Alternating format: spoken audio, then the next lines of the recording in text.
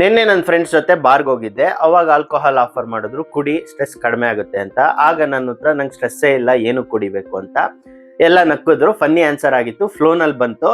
ಅದಾದ ನಂತರ ಸ್ವಲ್ಪ ಸೀರಿಯಸ್ ಆಗಾಯ್ತು ಟಾಪಿಕ್. ಹೌದಲ್ವಾ, ಸ್ಟ್ರೆಸ್ ಇಲ್ಲ ಅಂತಂದ್ರೆ ಆಲ್ಕೋಹಾಲ್ ಕುಡಿಯೋ ಅವಶ್ಯಕತೆನೇ ಇಲ್ಲ.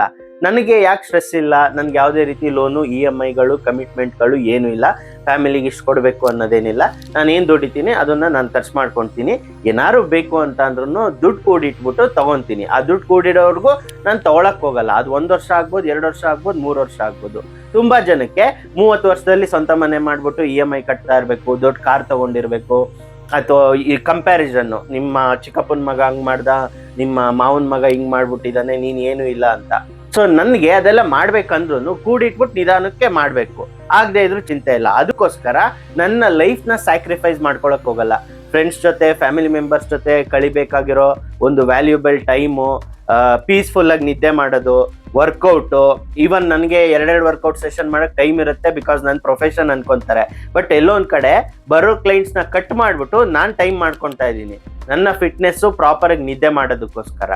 ತುಂಬಾ ಜನ ದೊಡ್ಡ ಮನೆ ತಗೋಬೇಕು ಅಂದ್ಬಿಟ್ಟು ದೊಡ್ಡ ಸ್ಟ್ರೆಸ್ಫುಲ್ ಇರೋ ದೊಡ್ಡ ಜಾಬ್ನ ಚೂಸ್ ಮಾಡ್ತಾರೆ. ಅಥವಾ ಆಲ್ರೆಡಿ ಬಿಸ್ನೆಸ್ ಇದ್ರು ನಾನು ಇನ್ನೂ ಬೇಗ ಶ್ರೀಮಂತ ಆಗ್ಬಿಡ್ಬೇಕು ಅಂದ್ಬಿಟ್ಟು ಇನ್ನೂ ಜಾಸ್ತಿ ಕೆಲಸ ಮಾಡಕ್ ಆಗದೆ ಇರೋಷ್ಟು ತಗೊಂತಾರೆ. ನಾವು ಹುಟ್ಟಿರೋದು ಬದುಕಕ್ಕೆ ಹೊತ್ತು ಚೆನ್ನಾಗಿ ದುಡ್ಬಿಟ್ಟು ಯಾರೋ ಪಕ್ಕದ ಮನೆಯವನ್ಗಿಂತ ಜಾಸ್ತಿ ಶ್ರೀಮಂತ ಆಗ್ಬಿಟ್ಟು ದೊಡ್ಡ ಕಾರ್ ತಗೊಂಡ್ಬಿಟ್ಟು ಸತ್ತೋಗಕ್ಕಲ್ಲ. ಈ ರೀತಿ ಆರೋಗ್ಯದ ಬಗ್ಗೆನೂ ಗಮನ ಕೊಡ್ಬೇಕು, ನಿದ್ದೆ ಮಾಡ್ಬೇಕು, ಫ್ಯಾಮಿಲಿ ಫ್ರೆಂಡ್ಸ್ ಜೊತೆ ಸ್ಪೆಂಡ್ ಮಾಡ್ಬೇಕು, ಪಾರ್ಟ್ನರ್ಸ್ ಜೊತೆ. ಆವಾಗ್ಲೇ ನೀವು ಖುಷಿಯಾಗಿ ಸ್ಟ್ರೆಸ್ ನ ಕಡಿಮೆಗೆ ಇಟ್ಕೊಳಕ್ಕಾಗೋದು. ಸ್ಟ್ರೆಸ್ ಜಾಸ್ತಿ ಆದಾಗ ಒಂದೊಂದು ರಿಲೇಟೆಡ್. ಆ ಸ್ಟ್ರೆಸ್ ಜಾಸ್ತಿ ಆಗೋದ್ರಿಂದ ಆಲ್ಕೋಹಾಲ್ ಕುಡಿತೀರಾ, ಆವಾಗ ಕ್ವಾಲಿಟಿ ಆಫ್ ಸ್ಲೀಪ್ ಅಫೆಕ್ಟ್ ಆಗುತ್ತೆ, ಓವರ್ ವೇಟ್ ಆಗ್ತೀರಾ, ಅದರಿಂದ ಮತ್ತಷ್ಟು ಸ್ಟ್ರೆಸ್ ಆಗುತ್ತೆ. ಅದಾದ್ಮೇಲೆ 25-30 ವರ್ಷಕ್ಕೆಲ್ಲ ಡಯಾಬಿಟೀಸು, BP ಅಂತೇನೋ ನಿಮ್ ಬ್ಲಡ್ ರಿಪೋರ್ಟ್ಸ್ ಅಲ್ಲಿ ಬರುತ್ತೆ, ಅಥವಾ ವಿಷನ್ ಬ್ಲರ್ ಆಗ್ತಾ ಇದೆ ಅಂತ.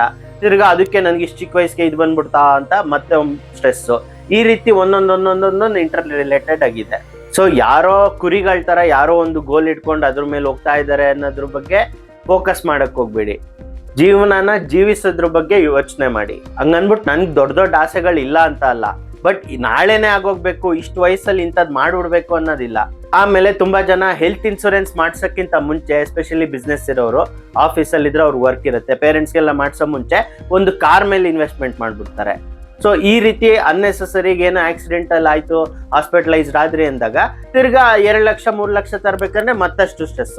ಅದಕ್ಕೆ ಇನ್ನೊಂದ್ ಕಡೆ ಸಾಲ ತಗೊಂತೀರಾ, ಮದ್ವೆ ಮಾಡ್ಕೊಳಕ್ಕೆ ಪರ್ಸನಲ್ ಲೋನ್ ತಗೊಂತೀರಾ, ಬಿಕಾಸ್ ಗ್ರ್ಯಾಂಡ್ ಆಗಿ ಆಗ್ಬೇಕು ಅದು ಇದು ಅಂತ. ಸೊ ಈ ರೀತಿ ಥಿಂಗ್ಸ್ ನೆಲ್ಲ ನಿಮ್ಗೆ ಸ್ಟ್ರೆಸ್ ಕಾಸಿಂಗ್ ಎಲಿಮೆಂಟ್ಸ್ ನ ಕಟ್ ಮಾಡಿದ್ರೆ ಜೀವನದಲ್ಲಿ ಖುಷಿಯಾಗಿರ್ತೀರಾ, ಫಿಟ್ ಆಗು ಇರ್ತೀರಾ.